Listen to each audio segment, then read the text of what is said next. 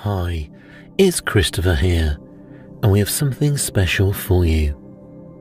We've created an original mystery character called Sophie Meadows, who lives in the village of Sleep Cove. She's a retired school teacher who solves mysteries and notices things that are going on.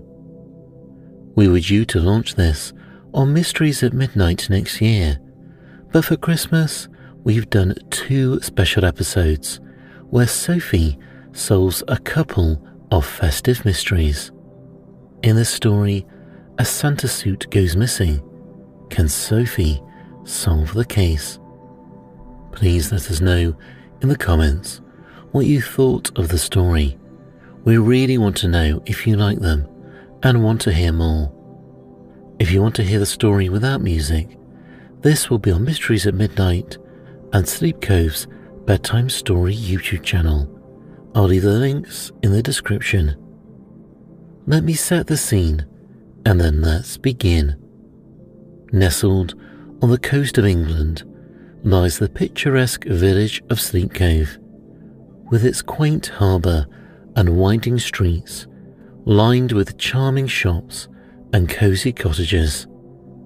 The village is a tranquil haven where people greet each other with warm smiles and cheerful hellos. Perched on a small hill overlooking the beach stands a row of thatched cottages. Sophie Meadows, a retired school teacher, resides in one of these cottages. She delights in nothing more than settling down with an enthralling mystery novel. Unbeknownst to Sophie, she will soon find herself solving mysteries in her beloved village of Sleep Cove. This is Sophie's first mystery. Her day begins like any other, but a surprising turn of events takes it in an unexpected direction. A Sophie Meadows mystery in the village of Sleep Cove. The stolen Santa suit. It was 2 weeks before Christmas in Sleep Cove village, and inside Lavender Cottage, Sophie Meadows placed the last few decorations around her living room. She stood back to admire her work. The tree twinkled with sparkling ornaments and glittering garlands of tinsel. Christmas cards were arranged neatly along the mantelpiece. Sophie picked up a few of the ones that had arrived earlier that morning. There were cards from former colleagues at the primary school where she had worked for decades as a teacher. There were even some from adults whom she had taught at the school. She still thought them as children, even though now they had families of their own. She smiled at the kind messages. Sophie felt a soft wave of contentment. She loved Christmas and all things festive. A knock sounded at the door. Sophie opened it to find her neighbour, Anne Reynolds, standing there with a flustered expression. As well as being neighbours, Sophie had been good friends with Anne and her husband John for many years.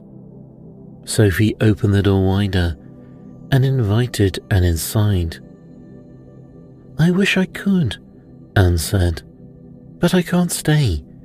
I've got a million things to do." Sophie smiled. "Have you volunteered for too many Christmas events again?" "I have," Anna replied with a weary smile. "I've promised to help with far more than I should, but I'll sort it out. Would you be able to do me a favour? It's John's Santa suit. I completely forgot it was at the dry cleaners. He needs it for the primary school Christmas party tomorrow, and then he's got all the usual village events after that. Could you pick it up for me, please? I'd go myself, but I'm busy for the rest of the day. Of course I will, Sophie said at once. I'll collect it right away. Anne let out a relieved breath. Thank you, Sophie. I don't know what I'd do without you. Let me give you the ticket. The cleaning has already been paid for. She handed the ticket to Sophie, then said goodbye and hurried off down the path. Sophie closed the door and put the ticket into her bag. She wasn't sure what time the dry cleaners closed, so she thought it best to go there now. She put on a coat, then wrapped a soft scarf around her neck. With her handbag over her shoulder, she left her home and headed into the village, putting on her gloves as she went. The afternoon air was crisp and the salty scent of the sea drifted along the lane. Most of the cottages were decorated for Christmas, and their windows looked festive and cheerful. As she walked, her thoughts drifted to Anne's husband, John. He had played Santa for as long as Sophie could remember. He always made the children laugh, and he had a special way of listening to them as if each child were the most important person in the world. Even the shy ones warmed to him. Sleep Cove's Christmas wouldn't be the same without John playing Santa. Sophie reached the village square, taking an appreciative look at the beautiful Christmas tree, where everyone would gather for carols on Christmas Eve. She walked toward the dry cleaners. She was pleased to see it was open and that there were no other customers inside. She could collect the suit quickly and then perhaps enjoy a short walk around the village before the early winter light faded. She pushed open the door, and the small bell above it chimed gently as she stepped inside. She smiled at the young man behind the counter. He smiled back. She'd never seen him before. He must be new. Hello, Sophie said. I'm here to collect an item for Anne Reynolds. I've got the ticket. She gave the small paper ticket to him. The man looked at the ticket and said, But it's already been collected. I gave it to a man about an hour ago, and he said he was Anne's assistant, and she'd asked him to pick the item up on her behalf. Sorry, Sophie said. Are you sure we're talking about the same item? It's a Santa suit that I'm here to collect. A red velvet jacket and matching trousers trimmed with white fur. The man nodded. That's the one. But Anne doesn't have an assistant. Sophie couldn't make sense of what was happening. If Anne had taken on an assistant to help with her busy Christmas commitments, she would certainly have mentioned it, and she would have never have asked Sophie to collect the suit in that case. The man answered. He said he was her assistant, and he was so genuine that I didn't have a reason to doubt him. Did he have the ticket? Sophie asked. The young man winced slightly. No. He said Anne had misplaced it. He said the suit was needed for the school party tomorrow, and he kept saying how important it was. He looked so upset that I felt sorry for him. I know we're not supposed to hand over items without a ticket, but he seemed so trustworthy. Now I'm worried I've made a mistake. Could you tell me what he looked like? Sophie asked. Yes, the man answered. He was an older man. He was wearing a long black coat and a bright red scarf. And he had a Welsh accent, quite a strong one. He seemed friendly enough. When I gave him the suit, he put it inside a large tartan pattern bag that he brought with him. Sophie frowned. This doesn't make any sense. Why would a strange man take John's Santa suit? The man shrugged. I don't know. I really am sorry. I thought he was telling me the truth. Should I phone the police? Sophie shook her head. No need to get them involved. Not yet. I'll do my best to track down this stranger and see where he took the suit. I'll let you know how I get on. The young man gave her a grateful smile. Sophie left the shop and walked away, lost in thought. Who would steal a Santa suit and why? She didn't know, but she was determined to find out. Now where would she start looking for this mystery man? He had already visited the dry cleaners. Perhaps he had stopped at one of the nearby shops as well. It seemed worth checking. Her attention went to Sleep Cove Crafts and Souvenirs, a cheerful little shop that always displayed something colourful in the window.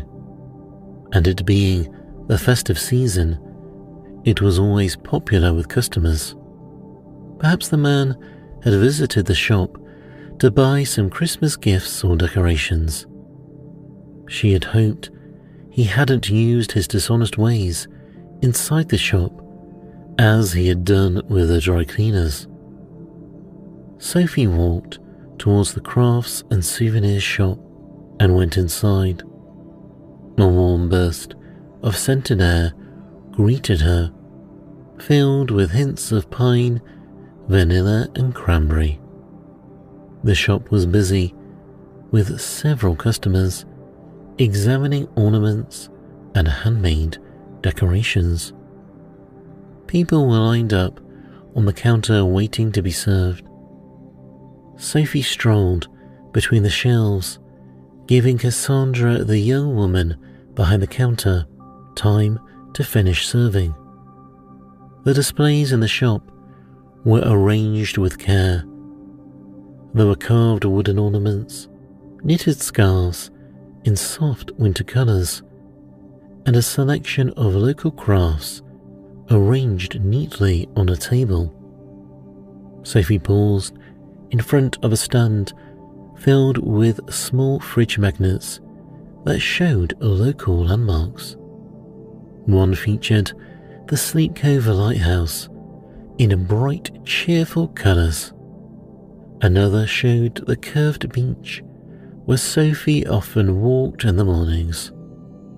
There was even one on the village square at night, the windows of buildings glowing softly beneath a sprinkle of painted stars. The familiar charm of the shop settled her thoughts a little. She wandered further, admiring a row of hand-painted mugs while keeping an eye on the counter. After a few minutes, the cluster of customers drifted out and the counter became free. Sophie walked over and Cassandra greeted her with a bright smile. "Hello, Sophie. Are you doing a bit of Christmas shopping?" "Not today," Sophie replied. "I wanted to ask you if you saw a certain someone earlier, a man with a long black coat and a red scarf. He might have been carrying a large tartan pattern bag. He had a strong Welsh accent." Cassandra's smile faded into a look of concern. Why are you asking? Has he done something wrong? No, nothing like that, Sophie assured her, not wanting to go into the real reason behind her question. He's just someone I need to talk to. Cassandra relaxed. Okay, yes, he was in earlier today. He bought a couple of scented candles. Pine and cranberry, I think. He was very chatty when he came up to pay. A nice chap. He was wearing a black coat and a red scarf as you described, and he had a large bag with him. But he didn't have a Welsh accent. It was most definitely American. Really? Sophie said. If you don't mind me asking, what did he talk about? Cassandra replied. He told me he had only just moved to Sleep Cove and he bought one of those older cottages near the harbour. He wanted to fill his new home with festive scents and thought the candles would be perfect for that. Sophie nodded thoughtfully. Did he give you his name by any chance? I'm afraid not, Cassandra said, but he did ask where he could get some keys cut, as he had some friends coming from London soon, and he needed extra keys for them. I told him about Max's place, and he said he'd go there next. That's very helpful, Sophie said. Thank you. Cassandra's expression softened. I hope everything's all right. Everything's fine, Sophie said with a warm smile. Absolutely fine. Sophie stepped back into the square. The crisp air met her again, carrying the distant sound of gulls over the sea. She headed towards a narrow lane just off the square. There was only one key-cutting shop in the village, and it was halfway along the lane, tucked between the bakery and a shop that sold household bits and pieces. Its sign, painted in cheerful navy blue, read keys, heels, and watch repairs. As she approached, she glanced at her watch. Her late husband George had given her the watch on their first wedding anniversary. The leather strap had been replaced several times, and the battery many more times, but the watch itself had never failed her.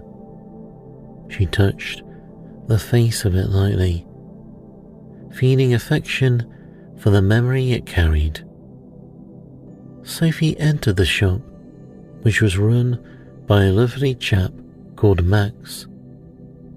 Inside, a row of keys hung neatly on a board behind the counter, each one labelled in Max's careful handwriting. Max himself stood polishing a pair of shoes, but he looked up with a bright smile as Sophie entered. Hello there, he said. Do you need a battery or some new straps this time? Neither today, Sophie replied.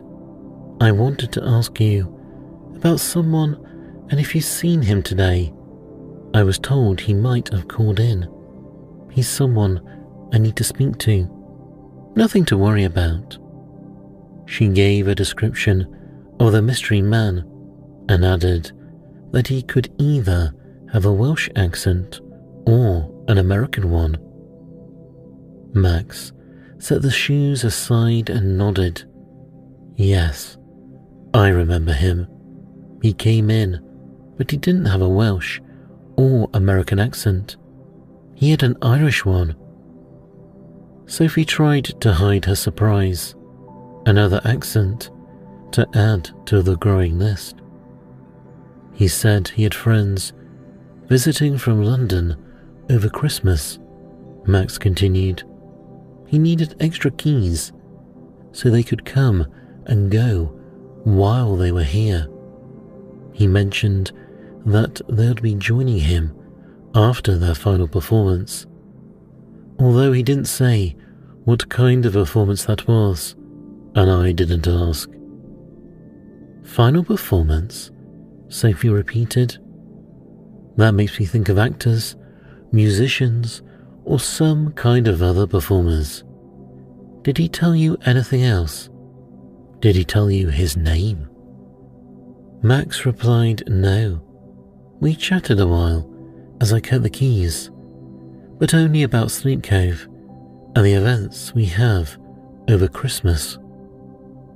Do you know where he went after he left you? Sophie asked. Max nodded. He asked where he could find the best hot chocolate in Sleep Cove. I hope you told him Emma's Cafe, Sophie said with a smile. I've had many cups of her hot chocolate and can confirm it's the best for miles around. I agree, Max said, and that's what I told this chap who you're looking for. I don't suppose you want to tell me why you're looking for him? I'd rather not, if you don't mind, Sophie answered. I'll head over to the cafe now and see if he's still there. Thanks for your help, Max. Max smiled. Always happy to help. I hope you find them. Sophie left and turned towards Emma's Cafe. She hurried along, hoping she would be lucky enough to find the mystery man. But even if he weren't there, she would treat herself to a hot chocolate to keep her energy levels up. Emma's Cafe was busy when Sophie went inside. The pleasant hum of conversation floated through the air, and the warm scent of baked goods mingled with the comforting aroma of freshly made coffee and hot chocolate. A few people were gathered near the counter, while others sat at small tables decorated with sprigs of honey. A quick glance around told her the man she was seeking wasn't there. Sophie found an empty seat by the window and settled into it. From there, she could see the village square, giving her a good chance of spotting the man if he happened to walk past. Emma came over to her table a few moments later, her familiar smile bright despite the rush. Hi, Sophie. Are you doing some shopping today? Not today, Sophie replied. I wanted to ask you something. She asked the same question she'd asked Cassandra and Max, and gave the same description. This time, she added 3 different accents that the man had used. Emma nodded at once. Yes, he was here. His accent wasn't any of those you mentioned. It wasn't Welsh, or American, or Irish. He sounded Scottish to me. He asked for a hot chocolate. He seemed friendly, and we talked for a few minutes. He asked what the people of Sleep Cove were like. I told him everyone was friendly, and that he would feel very welcome here. Emma paused and looked thoughtful. Sophie noticed and asked if there was something about the man that concerned her. Emma said, when I said how friendly everyone was, he looked at that tartan bag of his, and his smile faded. Only for a moment, but I noticed it. He looked so sad for some reason, but then he was all smiles again.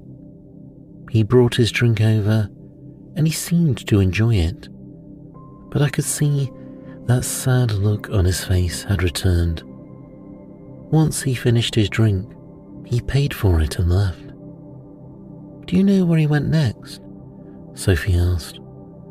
Emma shook her head. No, I didn't. I was too busy at the counter to see which way he went. Is he a friend of yours, Sophie?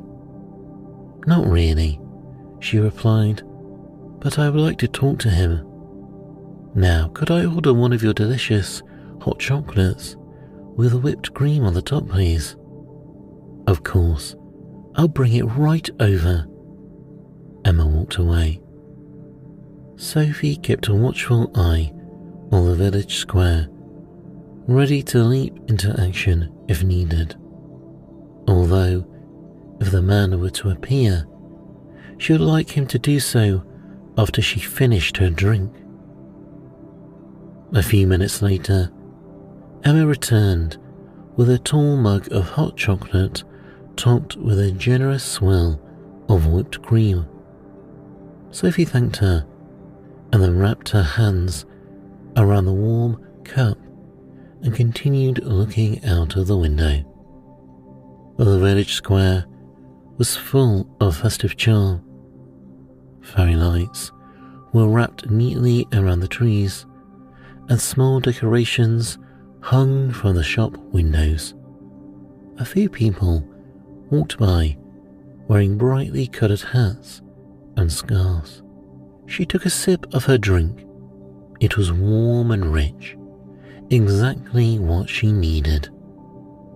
As she sat there, she went through the facts she'd gathered about the mysterious man, the stolen Santa suit, changing accents, the keys for friends from London, and the mention of a final performance.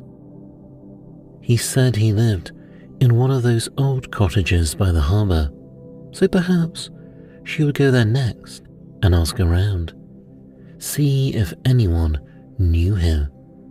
She could also knock on the doors of every one of those cottages, and she would do that if needed. She would find that Santa suit for John, no matter how long it took. Of course, there was the possibility that the man didn't live in Sleep Cove at all.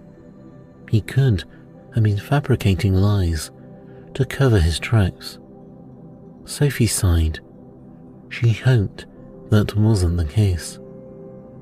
Sophie finished her drink, walked over to the counter to pay for it, and said goodbye to Emma. She left the warmth of the cafe and went back in the chill December air again.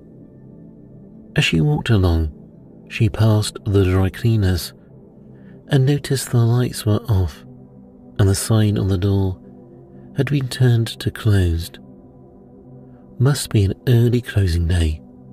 She hoped the young man whom she talked to earlier wasn't still feeling bad. Sophie headed towards the harbour and the old cottages, pulling her coat a little closer as a cool breeze swept up from the water. She tried to make sense of everything she had learned. Who would take someone else's Santa suit? The thought troubled her. It was such an odd thing to steal. Perhaps the man intended to sell it, or perhaps he held some sort of grudge against Anne or John. That seemed unlikely, as they were such lovely people. Then another idea formed. What if he disliked Christmas and he wanted to prevent the festivities from going ahead? If that was the case, then what else might this person get up to? Her mind whirled with other possibilities. What if the mystery man intended to wear the Santa costume and perform somewhere else outside of Sleep Cove? But who would do that? She suddenly stopped walking. The jumbled thoughts in her mind began to make sense. Of course, the mention of the man's friends arriving from London after their final performance now felt far more important than she had first realized. A performance could mean actors, a theatre, a show of some sort. Maybe this man was an actor as well, and he really was going to wear the suit in a performance of his own. It was the only reason that made sense to her.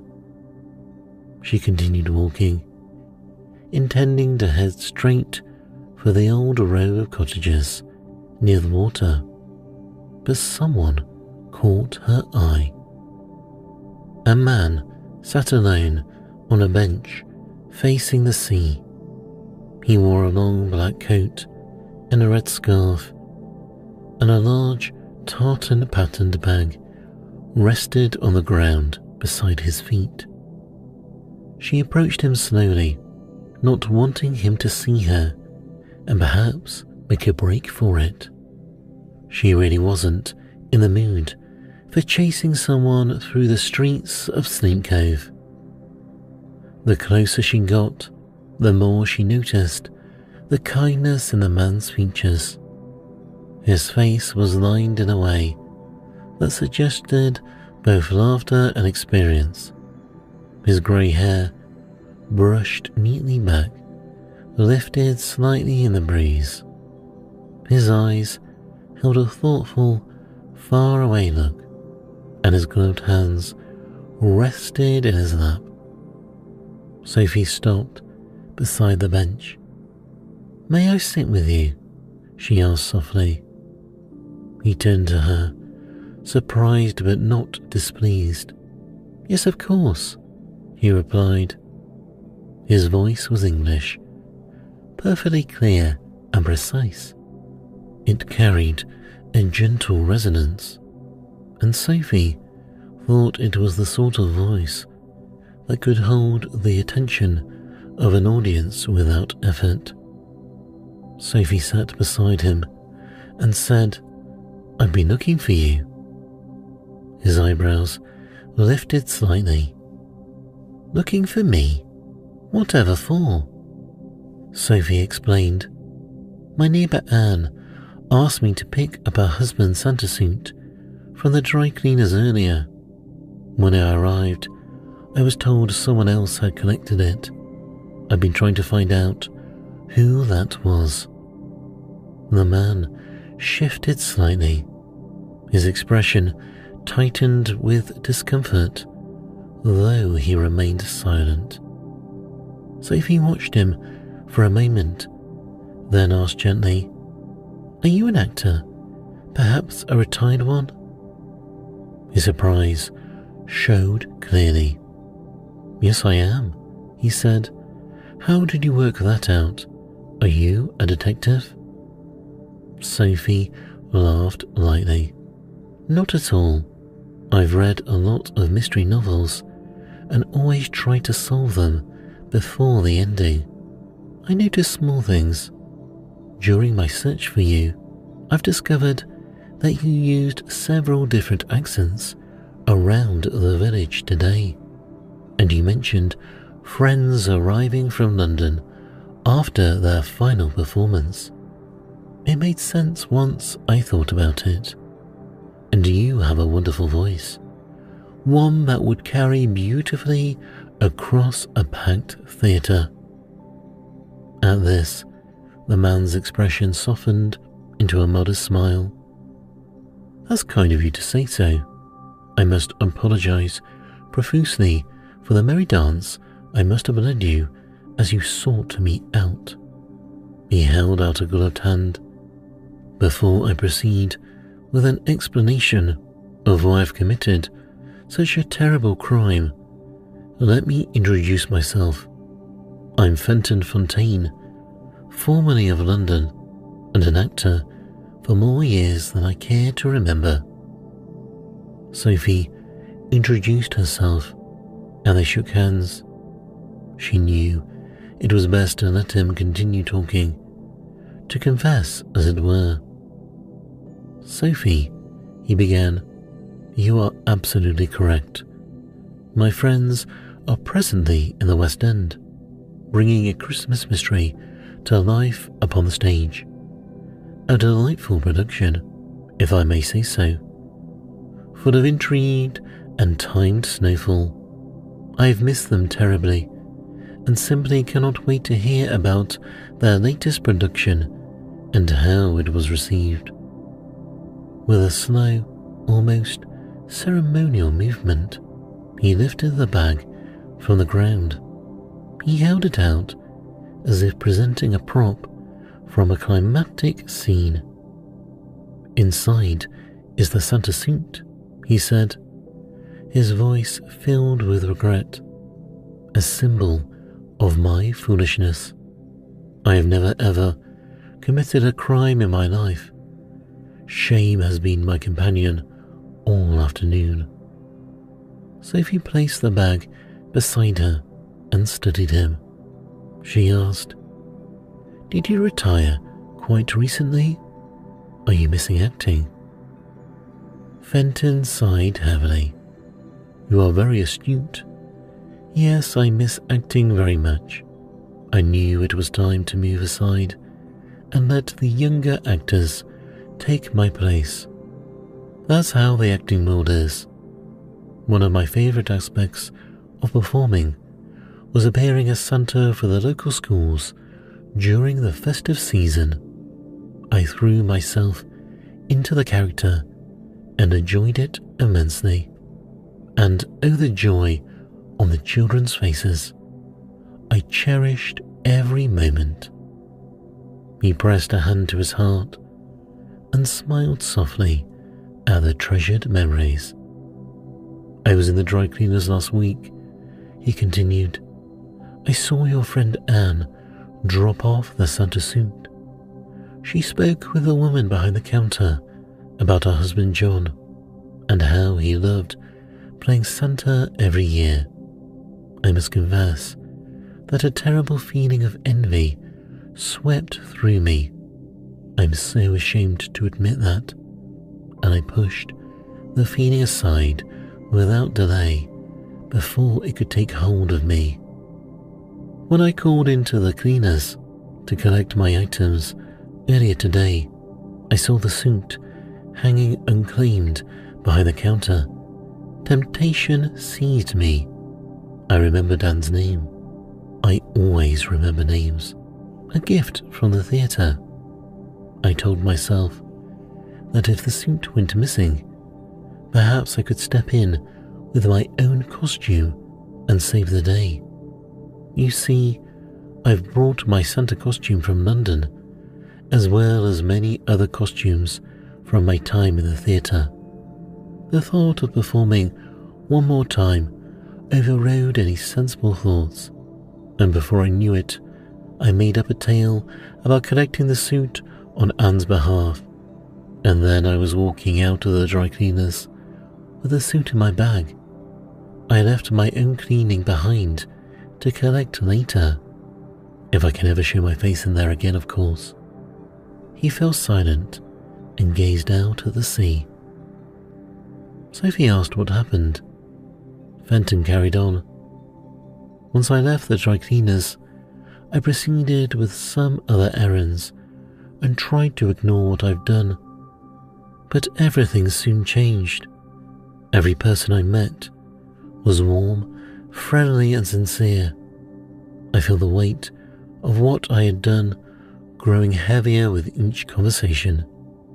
I hurried back to return the suit, but the dry cleaners had already closed." Sophie nodded gently. "Yes, I saw that too.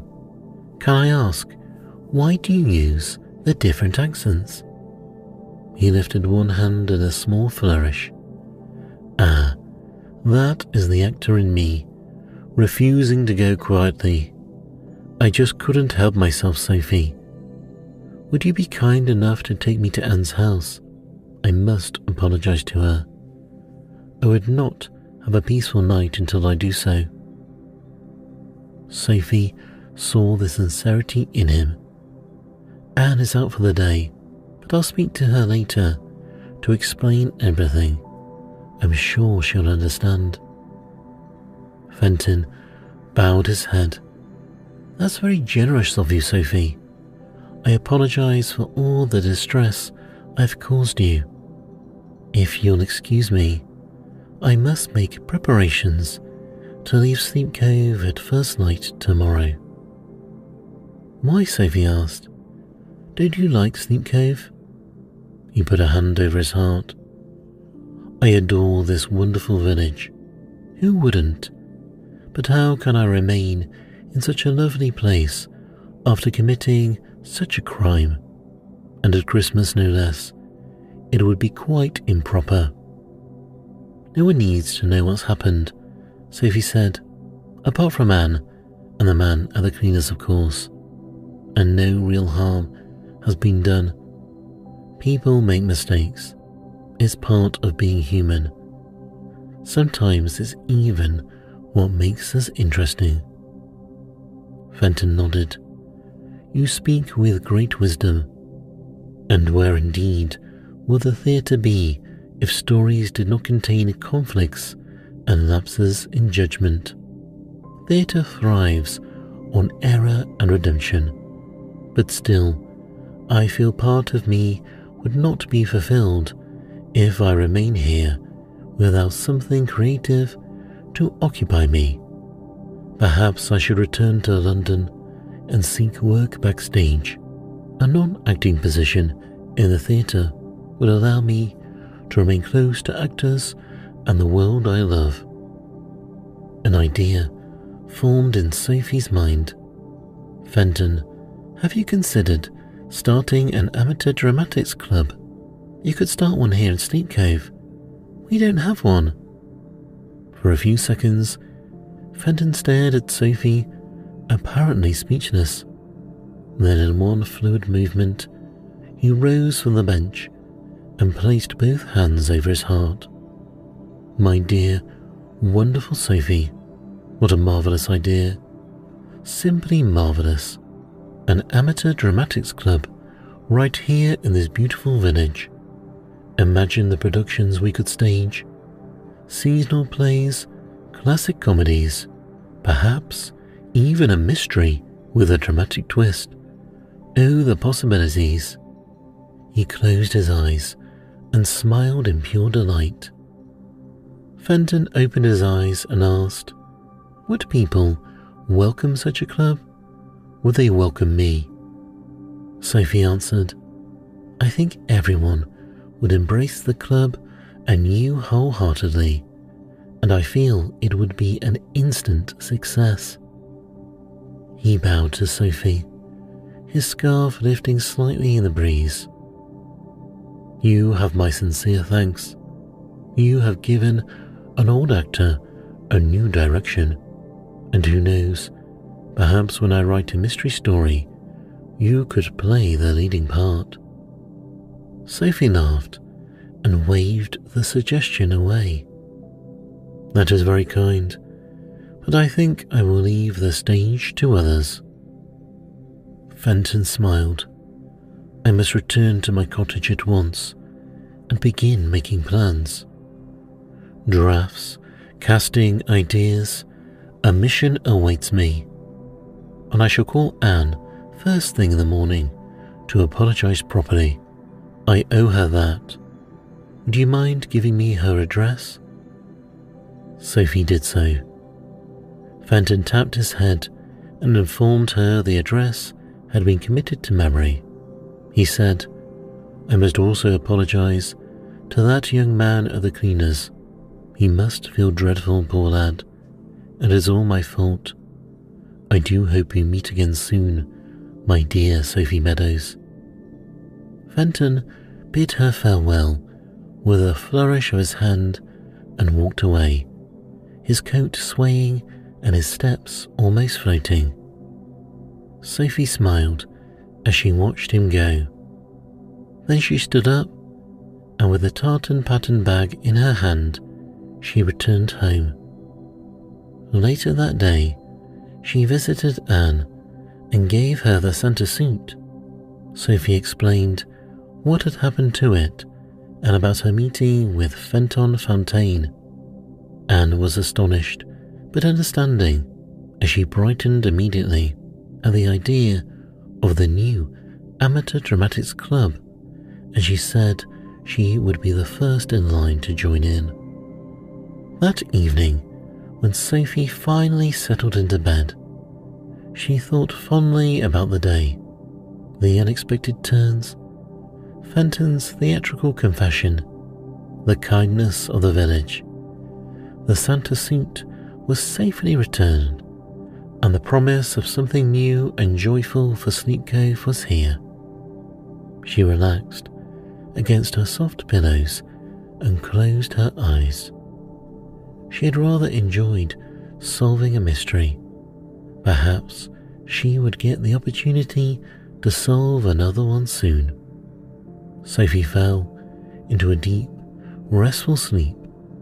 Outside, the stars shone steadily over Sleep Cove, casting their calm magic across the slumbering village.